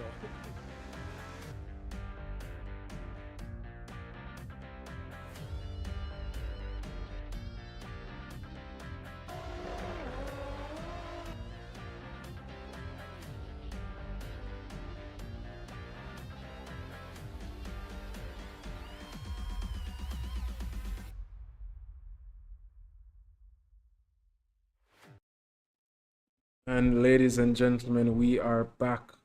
And again, what a showing from these drivers here this evening. I don't know why I keep mixing this up. I think I'm so used to the Sunday races being in the afternoon that my sense of time has just been put off. But nonetheless, Daniel Velez is the first interviewee of this evening. Daniel, can you hear us? Oh, sorry. Sorry. Could you just do another mic check for me? Sure, mic check. Perfect. So yes, we do have the leader of Noble Racing, as we always say, because he's so popular here in the commentary booth. One of my closer friends there out in Colombia, licensed Moser dealer and one of the fastest drivers that I know. Daniel, what a drive there. Well, let's start in race one. Unfortunate there with the incident with the glitch there. Could you walk us through that whole scenario and give the fans a little idea of what had happened? Yeah, sure. Well, first of all, thank you guys for having me here. Always very fun to race with you. So yeah, first race was very unfortunate. When in the starting line, I could not hear my motor at all, and I did not see that I put second. So that's why everyone passed me I in was the start. wondering. And then Miguel did a great pass on me. I actually feel like kind of mad for giving him all of the space when he passed me. And then, yeah, I don't know how I won that drive through. 10 seconds to stop and go. Right. I entered the pit. It did not take it. I went again. It did not take it again. So that's what's it. Yeah. That was so, I mean, it hurt my heart. One, I was wondering what had happened at the start, so thanks for clarifying that. And then that drive through or that stop and go penalty between you and Kyle, it absolutely just broke my heart. But nonetheless, I want to ask you quickly about that qualifying lap there to take P2 away from Mr. Roy Robinson there in the latter stages of qualifying. Can you walk us through what was going through your head, especially in that final sector? To be completely honest with you, when I was watching the Delta, I was just telling myself, how I'm doing down. this, because I was so far away. I was, my hope was to do like 35.8. Yeah. And then I stopped, I continued to go. I actually had like 150 to win, that I actually lost on that lap. And trust me, I do not know how I get that lap. That was that was insane. That was a lap to behold, brother. I mean, I was definitely enjoying that one especially in the latter stages for especially Mr. Sandman himself, Mr. Rohey Robinson. But yeah, what a run from you this evening. My final question is about the second race. Could you walk us through that race, because that was just drama upon drama. I saw there was an incident with you in the early stages. Then we had a safety car, and then to find yourself right back up into P2. Could you just walk us through what had happened? Sure. Well, it was totally chaos, but it was really fun. So first of all, I want to apologize to Mike Donald, because it was Nicholas, totally yeah. my fault. I had the car, next to him, but I forget that on that turn there is really just a space for one car. Yeah. There is nowhere for the guy on the right to go to the right, and no more space for the guy on the left to go on the left. So I hit him, and we both spun. I created chaos. That was totally my fault. I really apologize about it. Then thanks God for the safety car. Bad for the other people, but it helped me a lot. And then during the pace car, I think that someone teleported, because then I think it was Chad Dillon who stopped, hit on the brakes, and then I hit him again, all in the safety I car. heard it. Yeah, I was it was. wondering what happened. Yeah, Wondering what happened it there. was chaos all over the place. And then I had a touch, I think, with, I do not remember his name. I think it was Nathan. From my point of view, he was lagging a bit. He was going like a bit teleporting. Right. And from my point of view, he turned into me, and when he spun, that's why I did not brake and wait for him, because from my camera it seems like he went wide. Mm-hmm. And then I saw, I think it was Luis Arenas, and do not remember who else crashed. They touched. Then I passed him. I was sixth. and I had the other three guys in front of me, and I think that Jaden and Roger had a touch, and that's why we were able to catch on them.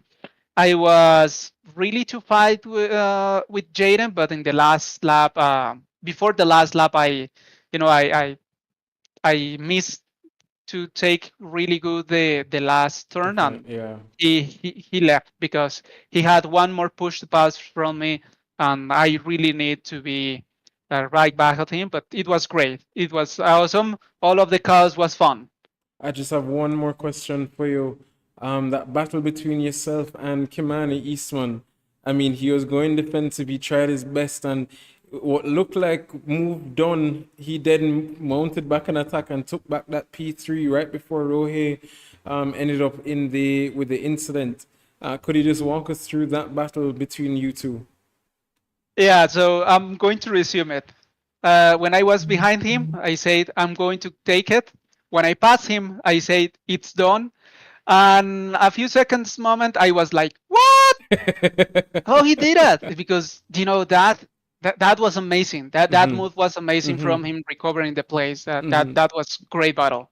Definitely, it was fun to watch. A little bit tough to commentate because at the moment I do believe I'm getting a little sore throat because of the action that you guys have given to us. So I'll definitely be drinking some green juice this evening to try and get back my voice for Sunday this evening. But nonetheless, bro, happy as always to have you back in the commentary booth and on the podium. What a drive. That was an epic showing, Mr. Velez of Colombia and Nova Racing. Thank you as always for joining, bro. Thank you so much, guys. Have a great night. Take care. Bless you. Thank you too.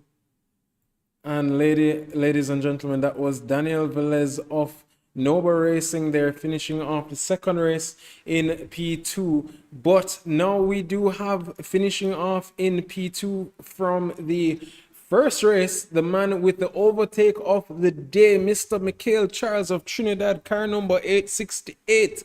Can you hear me? Mikhail Charles? Please, not after a good introduction like that. You should be here, man.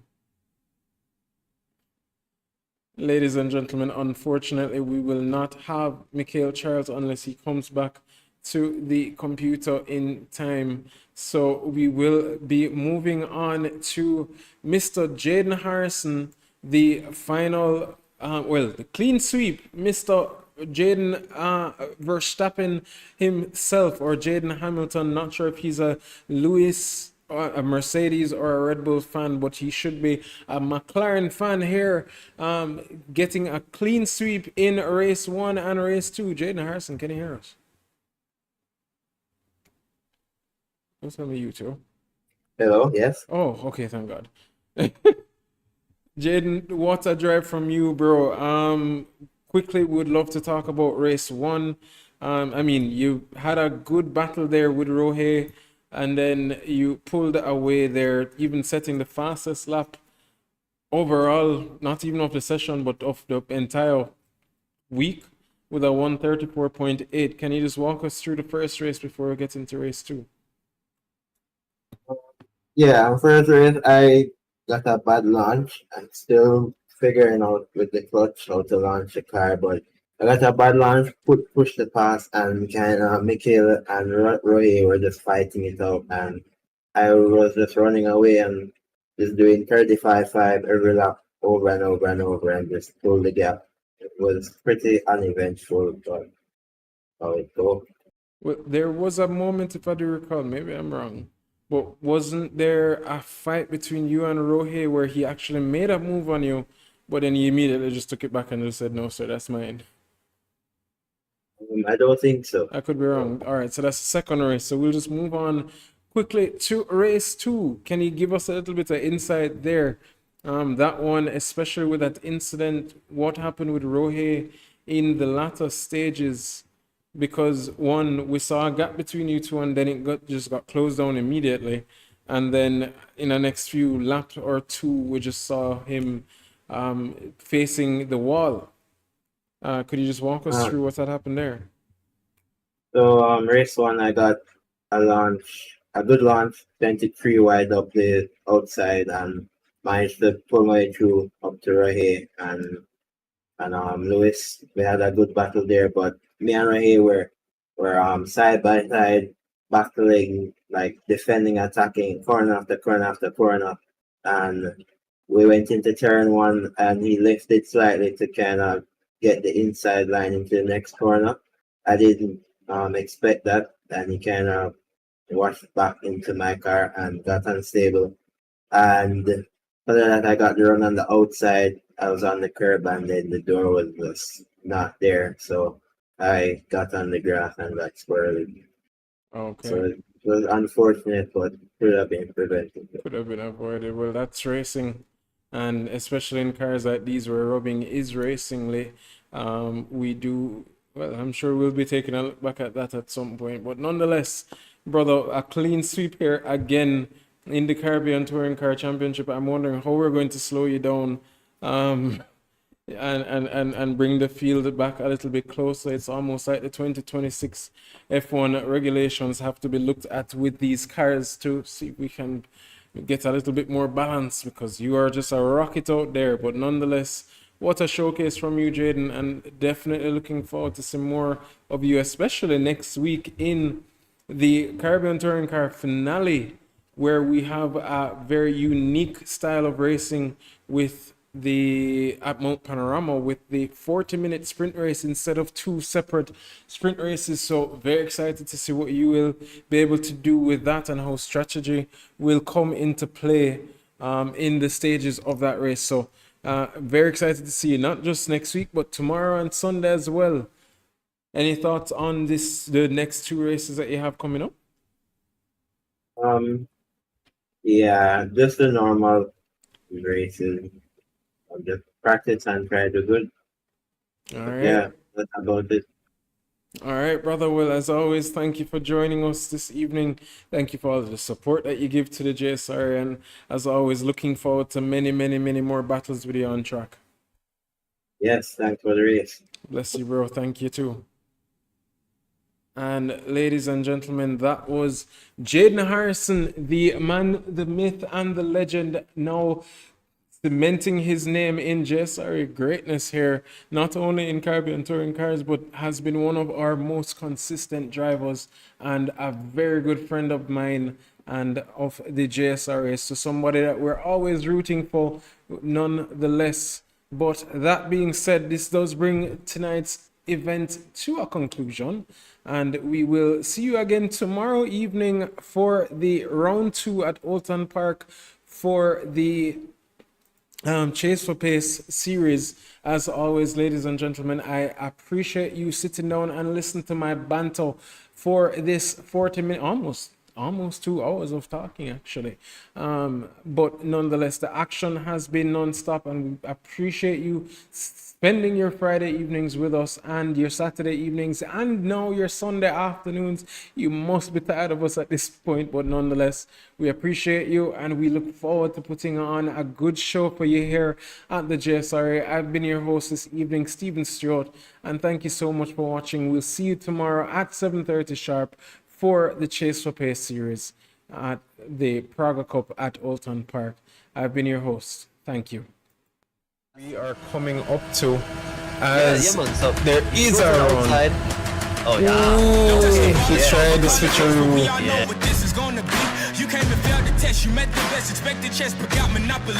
I came and bought you out, I knocked you out, I cropped you out with no apologies. I am the hope, the heart, the fate, the spark, the one who will fulfill the prophecy. I just been counting, never lounging, climbing up mountains, bouncing back. Step in the ring, about you step back. They'll learn hot when I get on the track. I like it louder than most, watching all these sheep just bow down to the goat. If I can't decide, I'ma probably get both. We didn't celebrate, but right now I'm a toast, resurrected. Here is Eastman going side by side with Jaden Harrison. Jaden Harrison took him on the inside, but Eastman says no and closes the door. But here he is now about to lose 2 positions heading into the penultimate corner. Now coming through the final corner, can Moss get past Eastman as well?